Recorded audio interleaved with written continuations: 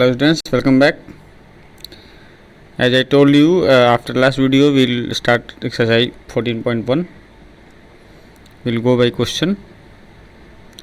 Question में दिया survey was conducted by a group of students as a part of their environmental awareness program. Environmental awareness program के part पे एक survey conduct किया गया है स्टूडेंट्स के द्वारा, in which they collected the following data regarding the number of plants in 20 houses in a locality. मतलब उनके आसपास जो 20 घर थे, हाउसेज जो 20 घर थे, उनमें कितने प्लांट्स हैं उसका सर्वे किया गया. ठीक है, तो इसमें पूछा है कि find the mean number of plants पर हाउस. मतलब टोटल जितने घर हैं उसमें मीन मतलब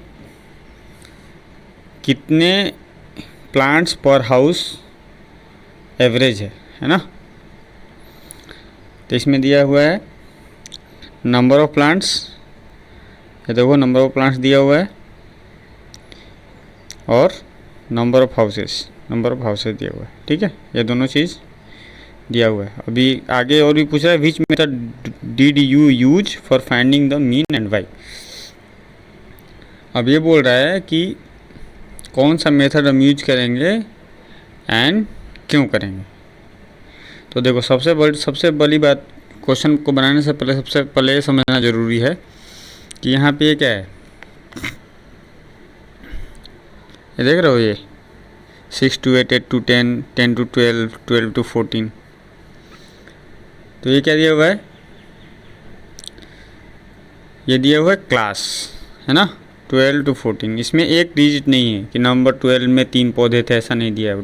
12 घर से लेके 14 घर के बीच में 3 पौधे थे, है ना. तो सबसे पहले इसका मिड वैल्यू वाला तो फंडा इसमें आएगा ही आएगा पक्का, मिड वैल्यू फंडा आएगा.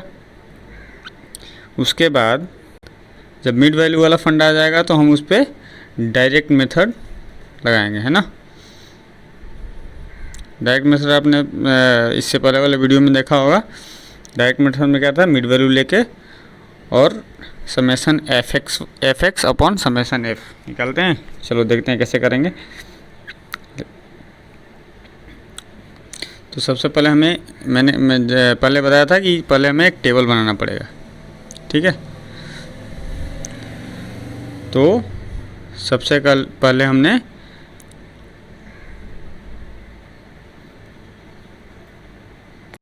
हमें एक्स आई निकालना है. ठीक है, तो एक्स आई क्या होगा, तो एक्स आई को लिखेंगे class mark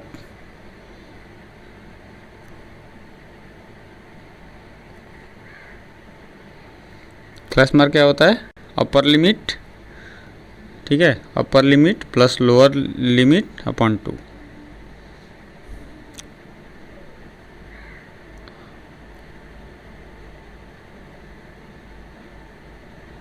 upper class limit plus lower class limit upon 2. क्या होता है, तो अपर क्लास लिमिट क्या है, इसको हम इससे पहले कि उसका लिमिट निकाला, हम एक टेबल बनाना पड़ेगा. हमेशा सॉल्यूशन में आपको एक टेबल और बनाना पड़ेगा. ठीक है, हर एक क्वेश्चन का. तो ये टेबल कैसे बनेगा, देखो दिखाता हूँ मैं. ये टेबल नंबर ऑफ़ प्लांट्स पहले लिखेंगे. यहाँ पे क्या है, सबसे पहले क्या देगा ऊपर, नंबर ऑफ़ प्लांट्स. ये नंबर ऑफ़ प्लांट्स दिया हुआ है. उसके बाद लिखेंगे नंबर ऑफ़ हाउसेस, जो 2 चीज़ दिया हुआ है.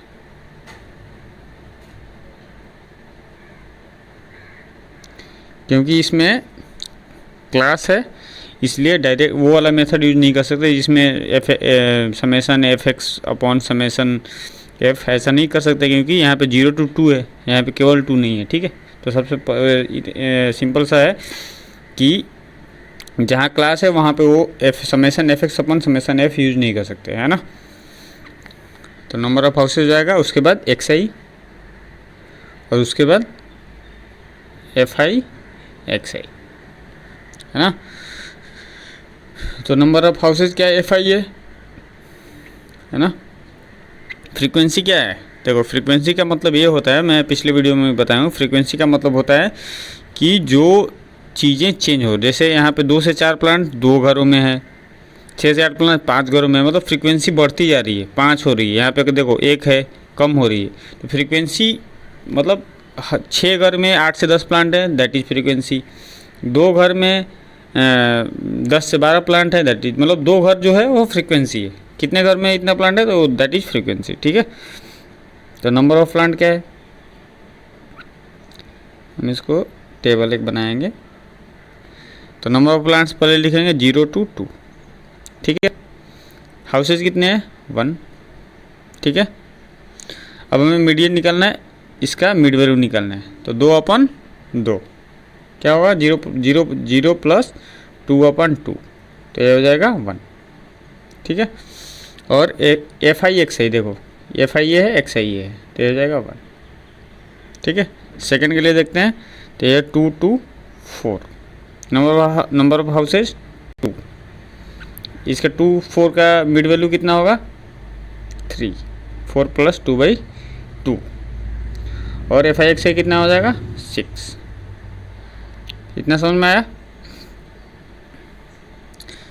फिर निकालेंगे 4 to 6, क्वेश्चन में देखो 4 to 6, 4 to 6 में 1, 6 8 में 5, तो ठीक है। 4 to 6 में मैं यहाँ पे 1 लिख लेता हूँ, 6 to 8 में मैं वहाँ पे 5 लिख लेता हूँ, और क्या है और देख लेते हैं 8 to 10 6, 10 to 12 2, 12 to 14 3, 8 to 10 6, 10 to 12 2,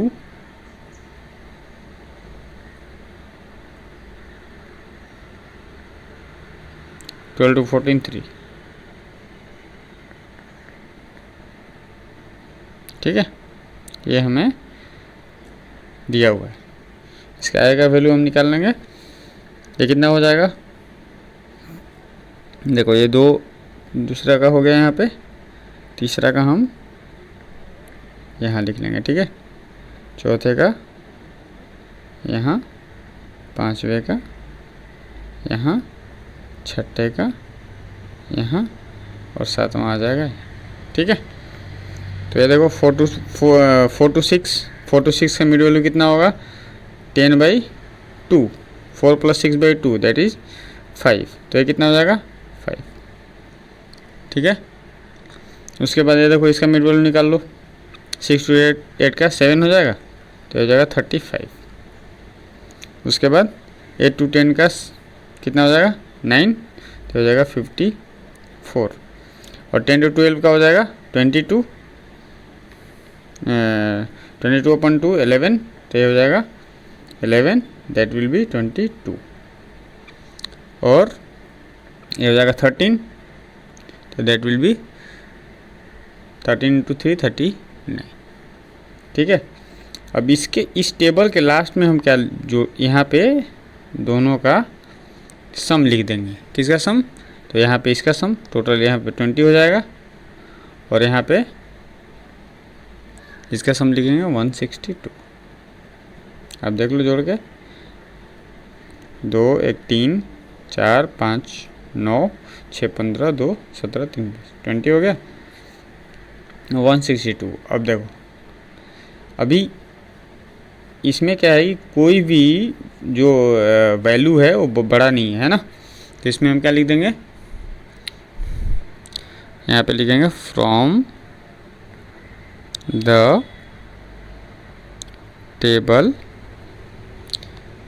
it can be observed that it can be observed that, ठीक है, समेसन एफ आई फ्रीक्वेंसी क्या है is 20 and summation F I X I is 162, ठीक है। तो ये क्या हो जाएगा मीन, और मीन को हम डिनोट करते हैं एक्स बार से, X bar equal to summation F I X I upon summation F I. Summation F I X I क्या है 162/20, दैट विल बी 8.1। देयरफॉर क्या लिखेंगे, therefore mean number of plants पर हाउस इज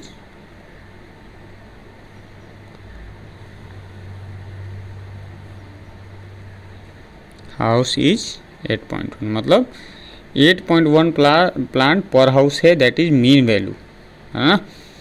अगर बोला जाए कि इसमें दिया था कि इसमें उतना है, उस घर में उतना है, उस घर में उतना है, तो अगर कोई बोले कि सारे घर मिला के एवरेज वैल्यू कितना होगा एक घर में प्लांट्स का, तो दैट विल बी 8.1, जो कि स्टैटिक डील करता है, ठीक है। उसके बाद तो इसमें क्या लिख देंगे, अभी पूछा था कि क्यों हम ये यूज करेंगे, तो यहाँ पे लिखेंगे here direct method has been used as direct method has been used, क्यों, as the value of class marks, the value of class marks xi, है ना, and fi are small, and fi are small। अगर यहाँ पे class mark नहीं होता, आपको एक चीज़ और बताता हूँ, अगर यहाँ पे ये क्लास मार्क ना हो के यहाँ पे सीधे दे दिया होता 1 3 ऐसा कुछ, तो यहाँ पे हम सीधे यूज करते, ये निकालने की ज़रूरत नहीं थी, मिड वैल्यू निकालने की ज़रूरत नहीं थी, ये 1 ये 3 ये सब निकालने की ज़रूरत नहीं थी, डायरेक्टली हम मल्टीप्लाई कर सकते थे, ठीक है। लेकिन यहाँ पे दिया है क्लास 2 to 4, तो इसके चलते मिड वैल्यू निकालना है। लेकिन इसके आगे जो डेल्टा वाला और यू वाला जो फंडामेंटल था यहाँ पे नहीं लगेगा, क्योंकि ये सारे जो वैल्यूज़ हैं ना, ये सारे वैल्यूज़ देखो, आप ध्यान से देखो, ये सारे वैल्यूज़, ये 20 है, 162 है, ये बहुत स्मॉल है। अगर बड़ा होगा तो हम उसमें दूसरा मेथड यूज़ करेंगे, ठीक है। तो आशा करता हूँ आपको ये समझ में आ गया होगा। नेक्स्ट वीडियो में हम क्वेश्चन नंबर 2 करेंगे।